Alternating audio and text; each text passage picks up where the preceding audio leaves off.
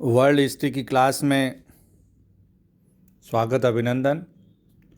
पिछले अध्याय में हमने देखा था प्रथम विश्व युद्ध के कारण। उन कारणों के विश्लेषण के अंतर्गत हमने पहले 4 महत्वपूर्ण कारणों के ऊपर फोकस किया था। चूँकि प्रथम विश्व युद्ध कोई अचानक छिड़ा हुआ युद्ध नहीं था, इसके पीछे लंबे समय से दुनिया भर में जो घटनाएं घटित हो रही थी वो जिम्मेदार थी। तो इसके कारणों के विस्तार में जब हम जाते हैं तो पाते हैं कि बहुत से अन्य कारण और भी रहे थे जिसके कारण से ये भयंकर त्रासदी दुनिया को झेलनी पड़ी। तो प्रथम विश्व युद्ध के कारणों के अंतर्गत हम आज दूसरे चैप्टर में देखेंगे इसके और कारण। सबसे पहले नज़र दौड़ाते हैं प्रथम विश्व युद्ध के कारणों में अंतर्राष्ट्रीय अराजकता।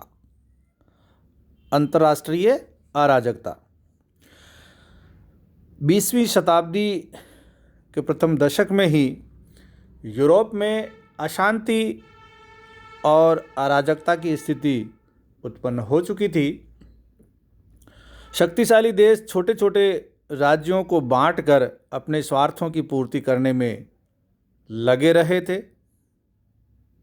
1900 ईस्वी के पश्चात ऐसी घटनाएं घटित हुई जिसके कारण अंतर्राष्ट्रीय वातावरण तनावपूर्ण बन गया था। रूस जापान युद्ध 1904-05 ने भी यूरोपीय राजनीति को प्रभावित किया। रूस की पराजय के कारण उसकी दुर्बलता से लाभ उठाने के लिए जर्मनी ने मोरक्को में फ्रांस को चुनौती दी और अंतर्राष्ट्रीय क्षेत्र में गंभीर स्थिति उत्पन्न कर दी। इसके अतिरिक्त जब रूस को सुदूर पूर्व में साम्राज्य विस्तार का अवसर नहीं मिला तो उसने बाल्कन प्रदेशों में अनुचित हस्तक्षेप करना प्रारंभ कर दिया। इससे बाल्कन की राजनीति और अधिक जटिल हो गई। जर्मन सम्राट विलियम कैसर तथा उसका चांसलर बूलो मोरक्को में फ्रांस के बढ़ते हुए प्रभाव से भयभीत थे। वे फ्रांस पर प्रतिबंध लगाना चाहते थे। विलियम ने टैंजियर जाकर यह मांग की कि मोरक्को की समस्या पर विचार करने के लिए एक अंतर्राष्ट्रीय सम्मेलन बुलाया जाए। उसके दबाव के कारण 1906 में अल्जीसिरास सम्मेलन आयोजित किया गया, लेकिन इस सम्मेलन से भी जर्मनी संतुष्ट नहीं था। इस सम्मेलन में इंग्लैंड ने फ्रांस को पूर्ण समर्थन दिया।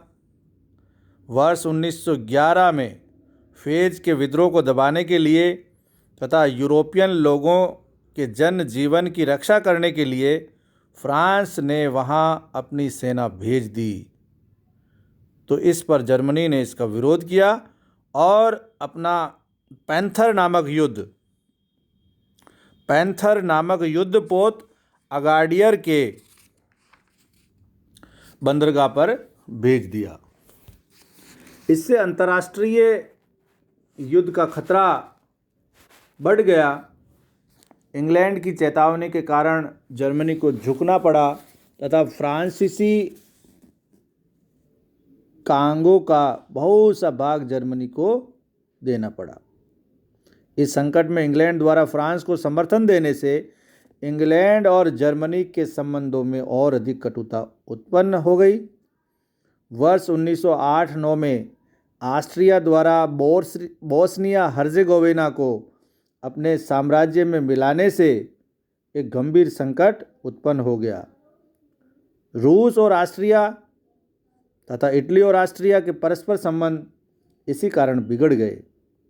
यद्यपि ये संकट तो टल गया, किंतु वातावरण दूषित हो गया। वर्ष 1912-13 ईस्वी के बाल्कन युद्धों ने भी अंतर्राष्ट्रीय वातावरण को अत्यधिक तनावपूर्ण बना दिया। इन युद्धों के कारण सैन्यवाद और शस्त्रीकरण की दौड़ और तेज हो गई। बल्गेरिया सबसे अधिक असंतुष्ट राज्य था, क्योंकि सर्बिया, यूनान आदि राज्यों ने उससे बहुत सा भूभाग छीन लिया था। इन बाल्कन युद्धों के महत्व के कारण ही ग्रांट एवं टेम्परले ने लिखा है कि 1914 ईस्वी के महायुद्ध के लिए कोई घटना इतनी उत्तरदायी नहीं थी जितने कि बाल्कन युद्ध थे। फिर हम देखते हैं सम्राट विलियम केसर का चरित्र। जर्मनी के सम्राट विलियम केसर का चरित्र भी युद्ध का एक कारण था। वह अत्यधिक महत्वाकांक्षी तथा क्रोधी स्वभाव का व्यक्ति था। उसकी नीति थी विश्व प्रभुत्व का सर्वनाश, या तो विश्व प्रभुत्व मिले या सर्वनाश हो जाए। उसने सम्राट बनने के पश्चात जल और थल सेना का अत्यधिक विकास किया। महायुद्ध के समय उसके पास 18 लाख सैनिक थे। वह अंतर्राष्ट्रीय मामलों में भी किसी से कोई समझौता करने के लिए तैयार नहीं था। वह कहा करता था, परमेश्वर ने हमें संसार को सभ्य बनाने का कार्य सुपुर्द किया है। इंग्लैंड ने उसके सम्मुख मित्रता का प्रस्ताव भी रखा था, परंतु उसने अहंकारवश उसको ठुकरा दिया। उसने कई बार कहा था कि हमारा भविष्य समुद्र पर निर्भर है। मैं उस समय तक चैन नहीं लूँगा जब तक कि मेरी जल सेना थल सेना के समान शक्तिशाली नहीं हो जाती। उसका विचार था कि इंग्लैंड उसकी सब बातों को मान लेगा और उससे युद्ध नहीं करेगा। वह ब्रिटेन की तटस्थता की नीति को उसकी कायरता मानता था। ब्रिटिश जनता के चरित्र के विषय में उसका भ्रम ही इंग्लैंड के प्रति उसके रुख के लिए उत्तरदायी था, और ये भ्रम अंत में उसके विनाश का कारण बना। इस प्रकार अपने उग्र तथा साम्राज्यवादी चरित्र द्वारा विलियम केसर ने यूरोप को युद्ध तक पहुंचाने में बहुत ज़्यादा सहयोग प्रदान किया। फिर है सामाजिक असंतुलन। अगला कारण सामाजिक असंतुलन। जब मनुष्य में स्वार्थ और संकुचित हित की भावना उत्पन्न हो जाती है तो उसमें सद्भावना और प्रेम का अभाव होने लगता है। राष्ट्रीयता की संकुचित भावना, कूटनीति से उत्पन्न मनोमालिन्य, आर्थिक हित चिंतन और स्वार्थ का प्रचलन इतना अधिक बढ़ गया था कि शांति की दुहाई नकार खाने में तूती की आवाज़ सिद्ध हुई। शांति और सद्भावना के स्थान पर आशंका, भय और द्वेष की भावना उत्पन्न हो गई। ऐसी स्थिति में विभिन्न राष्ट्रों के लिए ठंडे दिमाग से कुछ भी सोचना कठिन हो गया था। इस समय डार्विन के सिद्धांत से भी कई लोग प्रभावित थे और वे सामाजिक डार्विनवाद में विश्वास करते थे। अर्थात वे समझते थे कि योग्यतम राष्ट्र ही बचेगा और उन्नति करेगा, अथवा ये विश्वास उत्पन्न हुआ कि संघर्ष का एक प्राकृतिक नियम है और विकास के लिए आवश्यक है। विभिन्न राष्ट्रों के लोग अपनी अपनी संस्कृति को सर्वोत्कृष्ट समझते थे और दलित राष्ट्रों को उन्नत बनाना अपना धार्मिक कर्तव्य मानते थे। इस कर्तव्य की दुहाई के बहाने अन्य जातियों पर अपना प्रभुत्व स्थापित करने का उपाय नैतिक जाना जाने लगा। इस प्रकार भौतिकवाद की प्रगति के साथ धार्मिकता तथा मानवता की भावना शिथिल पड़ती जा रही थी और नरसंहार से अब लोगों की नैतिक भावना को अधिक ठेस नहीं पहुंचती थी। उन्हें भौतिक उद्देश्य की पूर्ति के लिए सैन्य बल प्रयोग में कोई अनौचित्य नजर नहीं आता था। जब ये लोग समझते हो, सब लोग जब समझते हो कि संसार हमारे लिए है, हमें सारी दुनिया पर राज करना है, विश्व में अपनी सभ्यता और धर्म का प्रचार करना है, तो वे परस्पर टकराए बिना कैसे रह सकते हैं, युद्ध से कैसे बच सकते हैं। तो ये जो नैतिक पतन था, सामाजिक असंतुलन था, वो भी प्रथम विश्व युद्ध के लिए उत्तरदायी था। फिर है समाचार पत्रों एवं प्रचार साधनों का प्रभाव। किसी भी देश के समाचार पत्र उस देश की विचारधारा का प्रतिनिधित्व करते हैं और जनमत को प्रभावित करने में उनका बड़ा योगदान रहता है। इस समय भी सभी देशों के समाचार पत्रों ने उग्र राष्ट्रीयता की भावना से प्रेरित होकर बहुत सी घटनाओं को इस प्रकार से प्रस्तुत किया जिससे कि जनता में उत्तेजना बढ़ी और शांतिपूर्ण ढंग से समझौता करना कठिन हो गया। जब ब्रिटेन के समाचार पत्रों में जर्मन सम्राट विलियम द्वितीय की नीतियों की आलोचना की गई तो जर्मनी की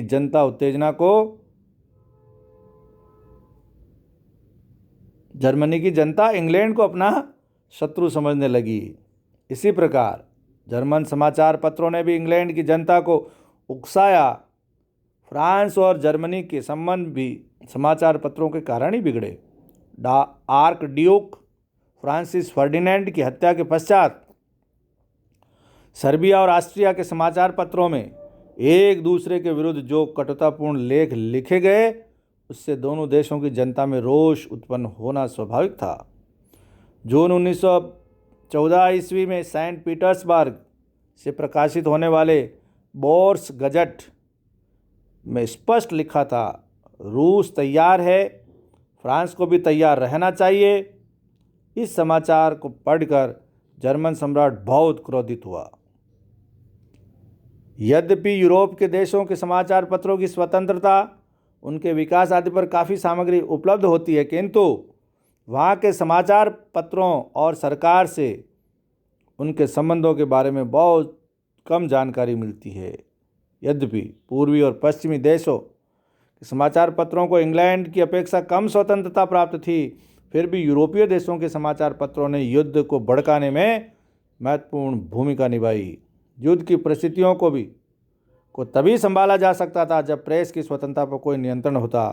वस्तुतः अनियंत्रित प्रेस भी प्रथम विश्व युद्ध का एक महत्वपूर्ण कारण था। प्रोफेसर फे ने भी लिखा है, सरकार के नियंत्रण के अभाव में समाचार पत्रों के द्वारा सरलता से युद्ध का वातावरण तैयार किया जा सकता है। फिर अंतर्राष्ट्रीय संस्था का अभाव। यूरोप में इस समय एक कोई अंतर्राष्ट्रीय संस्था नहीं थी जो पारस्परिक वार्तालाप के माध्यम से विभिन्न राष्ट्रों के झगड़ों का समाधान करके युद्ध की संभावना को टाल देती। यद्यपि अंतर्राष्ट्रीय कानून और सदाचार की संहिता थी, किंतु उन्हें लागू करने वाली शक्ति का अभाव था। 1899 ईस्वी और 1907 ईस्वी के हेग सम्मेलनों में अनेक प्रस्ताव स्वीकार हुए थे, किंतु सभी देश अपनी सुविधाओं के अनुसार ही इनका अनुसरण करते थे। सभी देश अपने को सर्वाधिक संपन्न देश मानकर अंतर्राष्ट्रीय प्रतिज्ञाओं के प्रति अवहेलना का रुख अपनाया करते थे। युद्ध का तत्कालिक कारण। ऑस्ट्रिया और सर्बिया के संबंध 1908 से ही बिगड़े हुए थे, जो 1914 तक अपनी चरम सीमा पर पहुंच चुके थे। सर्बिया के कुछ उग्र राष्ट्रवादियों ने सर्ब स्लाव आंदोलन के प्रभाव में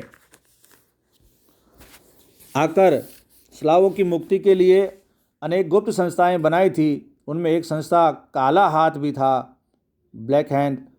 इस संस्था ने संगठन या मृत्यु नामक दूसरी संस्था से मिलकर बोस्निया के गवर्नर पोर्टियोरके की हत्या की योजना बनाई, किंतु इसी समय उन्हें पता चला कि ऑस्ट्रिया का युवराज फर्डिनेंड बोस्निया की सरकारी यात्रा पर आने वाला है, तो उन्होंने युवराज की हत्या का षड्यंत्र रचा। सर्बिया की सरकार के उच्च अधिकारियों ने उन व्यक्तियों को हथियार और गोला बारूद दिए और बोस्निया की सीमा में प्रवेश कराने का प्रबंध भी किया। युवराज की यात्रा का मुख्य उद्देश्य बोस्निया में स्थित 15वीं व 16वीं सेना का वार्षिक निरीक्षण करना था। इसी सूचना के आधार पर षड्यंत्रकारियों ने हत्या की योजना बनाई। आर्क ड्यूक और उसकी पत्नी 28 जून 1914 को बोस्निया के प्रमुख शहर सेराजियो गए। दुर्भाग्य से यह दिन सर्बिया के लिए शोक दिवस था। जब शाही दल सेराजियो के टाउन हॉल की ओर जा रहा था, तभी एक षड्यंत्रकारी गैव्रिलो प्रिंसेप ने 2 गोलियां चलाई, जिससे युवराज फर्डिनेंड तथा उसकी पत्नी सोफी मारी गई। इस घटना ने यूरोप को युद्ध की ज्वाला में ढकेल दिया। चूंकि तुरंत ऑस्ट्रिया की प्रतिक्रिया हुई, युवराज की हत्या का समाचार ऑस्ट्रिया पहुंचते ही वहां पर क्रोध की लहर उत्पन्न हुई। सरकार ने इसके लिए सर्बिया को दोषी माना। ऑस्ट्रिया के विदेश मंत्री बर्चटॉल ने सर्बिया के विरुद्ध कठोर कार्रवाई करने का निश्चय किया। डॉक्टर वीजनर को युवराज की हत्या की जांच का कार्य सौंपा गया। डॉक्टर वीजनर ने अपनी रिपोर्ट में कहा, इस हत्या में सर्बिया की सरकार का शामिल होना नितांत असंभाव्य है। यह सत्य है कि सर्बिया में वर्षों से एक प्रभावशाली सीमित नेरोडला ओडबराना समस्त सर्व लोगों की राजनीतिक एकता के लिए प्रयत्न कर रही थी। यहाँ एक गुप्त आतंकवादी संगठन भी काम कर रहा था, जिसका नाम संगठन या मृत्यु था, और जो प्राय हत्याएं किया करता था। सर्बिया की सरकार उससे अप्रसन्न थी और उसे भय था कि कहीं उसके कारण ऑस्ट्रिया से युद्ध न छिड़ जाए। वियना में नियुक्त सर्बिया के राजदूत ने ऑस्ट्रिया के अधिकारियों की सूचना दी थी। यदि राजकुमार युवराज सेराजियो पहुंचे तो उनके संकट में पड़ जाने का डर है। फिर भी उनकी सुरक्षा के लिए कोई व्यवस्था नहीं की गई। ऑस्ट्रिया का प्रधान सेनापति